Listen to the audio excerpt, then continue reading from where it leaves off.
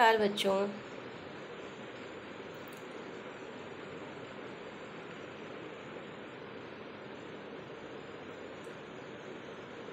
मैं गीता जी एजुकेशन में आपका स्वागत करती हूँ।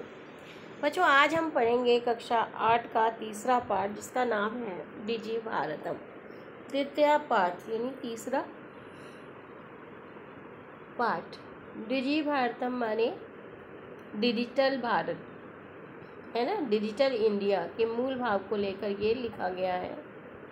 ये निबंधात्मक पाठ है। इसमें वैज्ञानिक प्रगति के उन आयामों को छुआ गया है जिनमें हम एक क्लिक द्वारा बहुत कुछ कर सकते हैं।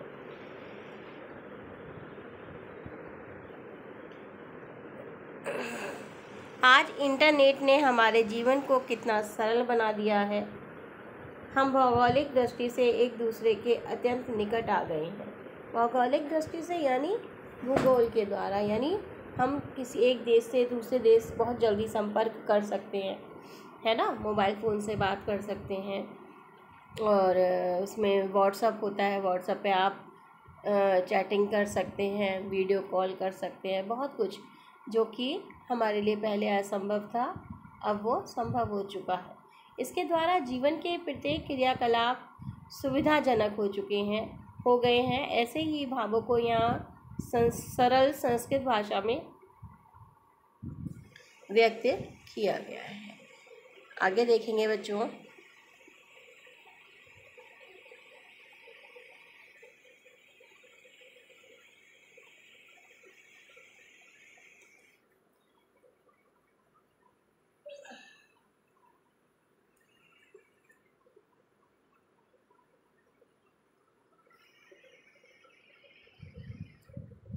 अद्य संपूर्ण विश्वे डिजिटल इंडिया इत्यस्य चर्चा श्रूयते।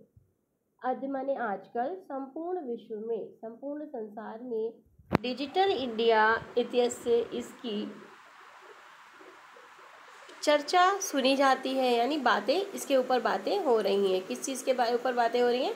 डिजिटल इंडिया के बारे में। आजकल संपूर्ण विश्व में डिजिटल इंडिया के नाम से चर्चा हो रही है। अस्य पदस्य का भावा, ये शब्द का, अस्य माने इस, पदस्य माने शब्द का भाव, क्या भाव है? इति मनसि जिज्ञासा उत्पद्यते, ऐसा मन में जिज्ञासा उत्पन्न करता है, यानी जानने की इच्छा होती है। काल परिवर्तनेन सह मानवस्य आवश्यकता अपि परिवर्तिते, यानी समय के परिवर्तन के साथ, काल माने समय के परिवर्तन के साथ, सह माने साथ में, मानव की आवश्यकता अपि माने भी परिवर्तित हो चुकी है। प्राचीन काले ज्ञानस्य आदान प्रदानम मौखिकम अस्ति, प्राचीन काल में ज्ञान का आदान प्रदान कैसा होता था? मौखिक होता था। विद्या च श्रुति परंपराया गते, और विद्या क्या है? श्रुति परंपरा, यानी सुनने की परंपरा के आधार पर, यानी एक कान से दूसरे कान बोल कर पहुँचाई जाती थी। अनंतरम तालपत्रोपरि भोजपत्रोपरि च लेखन कार्यम आरब्धम, और उसके बाद तालपत्र पर और भोजपत्र पर लेखन कार्य यानी लिखने का कार्य आरंभ हुआ। परिवर्तनी काले कर्गदस्य लेखन्या च आविष्कारेण सर्वेषामेव मनोगतानां भावानां कर्गदा उपरि लेखनम प्रारब्धम। अब ये कह रहे हैं कि उसके परिवर्तनीय समय के परिवर्तन के साथ कर्गद माने कागज का और लेखन्या लेखनी का यानी पेन का आविष्कार हुआ, और जिसके या सर्वेशाम सभी अपने मनों के अंदर, मन में जो आए हुए भाव हैं उनको कागज़ के ऊपर लिखना सभी लोगों ने प्रारंभ कर दिया। ये कह रहे हैं कि पहले तो हमारी जो परंपरा थी वो मौखिक परंपरा थी, श्रुति रूपेण, इसीलिए वेद को श्रुति भी कहा जाता है, जो सुनकर एक दूसरे के को तक पहुंचाए जाते थे। उसके बाद तालपत्र पर और भोजपत्र पर लिखने का कार्य आरंभ हुआ।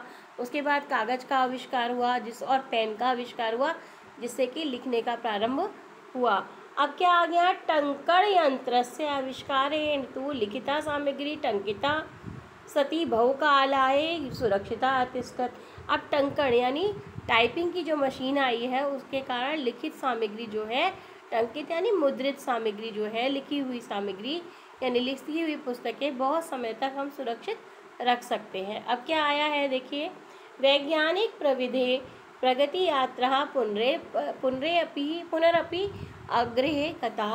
वैज्ञानिकों की जो आगे बढ़ने की परंपरा है, प्रगति यात्रा माने आगे बढ़ने की परंपरा है, आगे बढ़ने की जो यात्रा है वो और आगे चली।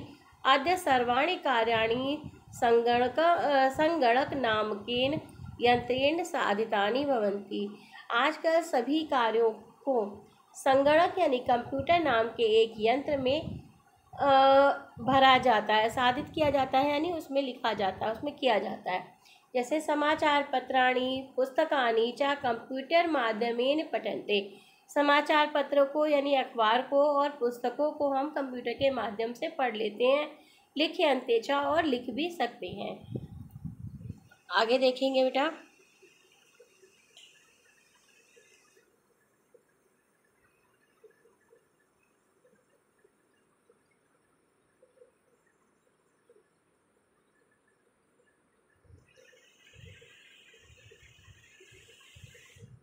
आगे देखते हैं। कर्गद उद्योगे वृक्षाणाम उपयोगेन वृक्षाः कर्तयन्ते स्म। कागज उद्योग के लिए वृक्षों को वृक्षाणाम उपयोगेन वृक्षों का उपयोग किया जाता है कागज उद्योग के लिए, जिसके लिए हमें वृक्षों को काटना पड़ता है। परम संगणकस्य अधिकाधिक प्रयोगेन वृक्षाणाम कर्तने न्यूनता भविष्यति इति विश्वासः।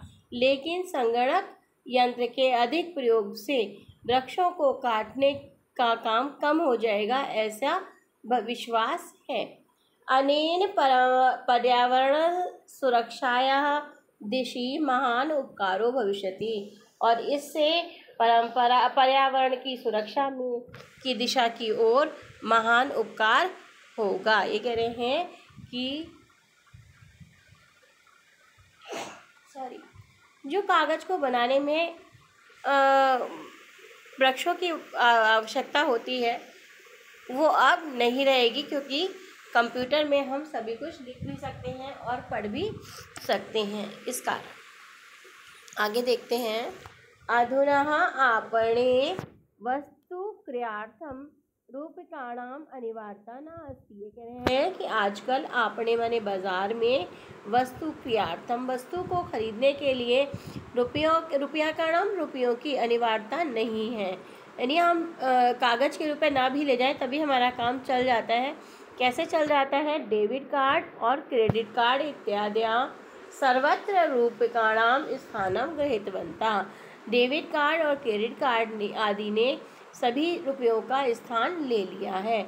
वित्त कोश से माने बैंकस्य चापि सर्वाणि कार्याणि संगणक यंत्रेण समापद्यन्ते। ये कह रहे हैं वित्त कोश बैंक के सभी कार्य जो हैं कंप्यूटर के माध्यम से संपन्न होते हैं। बहुविधा अनुप्रयोगाः यानी बहुत प्रकार के जो अनुप्रयोग होते हैं, यानी ऐप।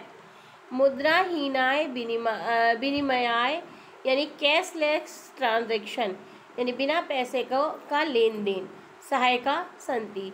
ये जो ऐप है वो बिना पैसे के लेन देन में सहायक होते हैं, यानी आप कोई चीज़ भी बिना ऐप पे से खरीद सकते हैं। ऐप के द्वारा अपने पैसों को आदान प्रदान कर सकते हैं, सामान खरीद सकते हैं और पैसे दे सकते हैं। कुत्रा जैसे कि आपका गूगल पे चलता है, पेटीएम चलता है, भीम पे है, तो इस टाइप के ऐप जो है वो आपको कैशलेस ट्रांजैक्शन करवा देते हैं, है ना। कुत्रापि यात्रा करणीया भवेत् रेलयान यात्रा पत्रस्य वायुयान यात्रा पत्रस्य अनिवार्यता अधुना अस्ति। ये कह रहे हैं कहीं भी कुत्रापि कहीं भी यात्रा करनी हो तो रेल यात्रा पत्र की यानी टिकट की, रेल यात्रा टिकट की या वायुयान की टिकट की अनिवार्यता नहीं होती है। सर्वाणि पत्राणि अस्माकं चलदूरभाषयन्त्रे ईमेल इति स्थाने सुरक्षितानि भवन्ति, यानि सन्दृश्य स्वयं स्वकार्येण यात्रायाः आनंदम गृहीमः।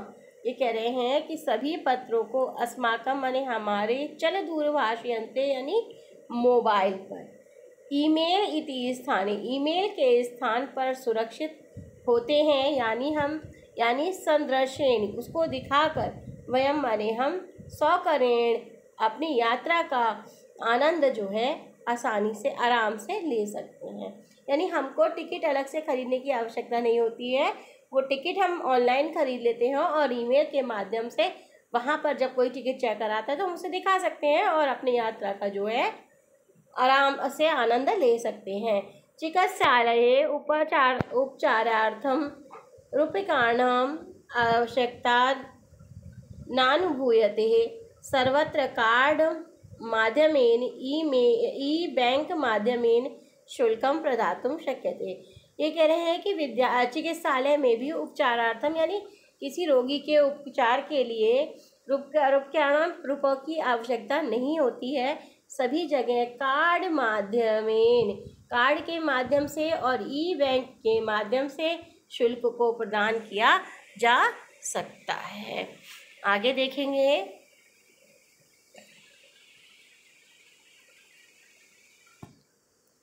तद्दिनं नातिदूरं यदा वयं हस्ते एकमात्रं चलदूरभाषयन्त्रम् आदाय सर्वाणि कार्याणि साधयितुं समर्था भविष्यामः। वे कह रहे हैं तद्दिनम वह दिन दूर नहीं है, अनातिदूरम दूर नहीं है, यदा जिससे कि वयम माने हम हस्ते हाथ में एकमात्र केवल एक मोबाइल को लेकर ही सर्वाणि सभी कार्यों को साधयति माने संपूर्ण करने में समर्थ होंगे। वस्त्रपुटके रूप्यकाणाम आवश्यकता न भविष्यति। वस्त्रपुटके यानी हमें अपने पर्स में पैसों की आवश्यकता नहीं होगी। पासबुक चेक बुक इत्यादि आवश्यकता न भवति। पासबुक चेक बुक आदि की भी आवश्यकता नहीं होगी। पठनार्थम पुस्तकानां समाचार पत्राणाम अनिवार्यता संप्राप्त या प्रायः भविष्यति। ये कह रहे हैं कि पढ़ने के लिए पुस्तकों समाचार पत्रों की अनिवार्यता हमेशा प्रायः समाप्त हो जाएगी। लेखनार्थम अभ्यास पुस्तिका या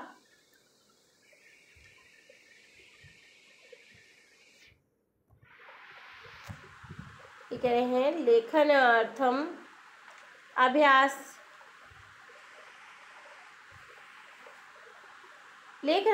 अभ्यास पुस्तिकायाः कर्गद व नूतन अन्वेषणार्थम शब्दकोशस्यापि आवश्यकता ना भविष्यति। ये कह रहे हैं कि अभ्यास पुस्तिका के लिए कागज या किसी नए अन्वेषण यानी किसी नई खोज की या शब्दकोश इत्यादि की आवश्यकता नहीं होगी।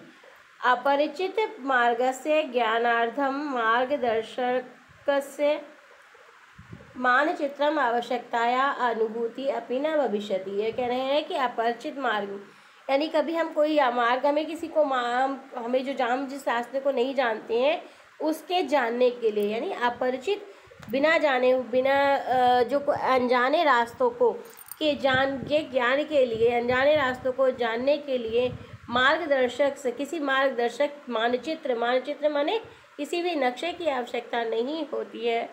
एतत् सर्वम एकनेव यंत्रेण कर्तुं शक्यते। ये केवल एक ही यंत्र के द्वारा समर्थ होते हैं, हम लोग जो है कर सकते हैं। किस यंत्र के द्वारा? जो कि हमारा एक ऐप होता है जिसमें हम कहीं जाना हो तो हम उसमें ट्रैक कर सकते हैं। ट्रैकर होता है वो बता देता है कि अगर हम 2 व्हीलर से जा रहे हैं, 2 पहियों वाली गाड़ी से जा रहे हैं तो हमें कितना समय लगेगा, 4 पहियों की गाड़ी से जा रहे हैं हमें कितना समय लगेगा। तो वही चीज़ें हैं वो सारा हमें मोबाइल के ऐप हमें बता देते हैं। अब आगे देखेंगे। ये कह रहे हैं शाक आदि क्रियार्थम फल क्रियार्थम विश्राम गृहेषु कक्षा सुनिश्चितं कर्तुं चिकित्सालये शुल्क प्रदातुं विद्यालये महाविद्यालये चापि शुल्क प्रदातुं किं बहुना दानमपि हि दातुं यंत्रमेव अलम। ये कह रहे हैं कि कभी हमें शाक सब्जी खरीदनी है, फल खरीदना है या विश्राम गृह खरीदना है, कहीं पर हमें रहना के लिए कमरा ढूंढना है, निश्चित करना है। चिकित्सालय, चिकित्सा की शुल्क देना है। विद्यालय और महाविद्यालय का शुल्क भी इससे दिया जाता है। और कहने की बात क्या, दान भी दूरभाष यंत्र यानी मोबाइल से दिया जाता है। दान के लिए भी दूरभाष यंत्र जो है हमारा यानी मोबाइल जो है हमारा अलम यानी पर्याप्त है। डिजि भारतम इति अस्याः दिशि वयं भारतीया द्रुतगत्या अग्रे सरामः। अब ये कह रहे हैं कि डिजि भारत यानी डिजिटल भारत अस्याम इस दिशा में, वयम भारतीय डिजिटल भारत के इस दिशा में हम भारतीय द्रुत गत्या यानी तीव्र गति से अग्रसरेमा में यानी आगे बढ़ रहे हैं। ये पाठ पूरा हुआ। आशा करती हूँ कि ये पाठ आपको समझ में आया होगा, क्योंकि ये थोड़ा बड़ा पाठ है और थोड़े कुछ शब्द भी इसमें कठिन से हैं, लेकिन मैंने बहुत कोशिश करी कि आपको पूरी तरह से समझ में आ जाए। चलिए मिलते हैं नेक्स्ट पार्ट वीडियो में। धन्यवाद।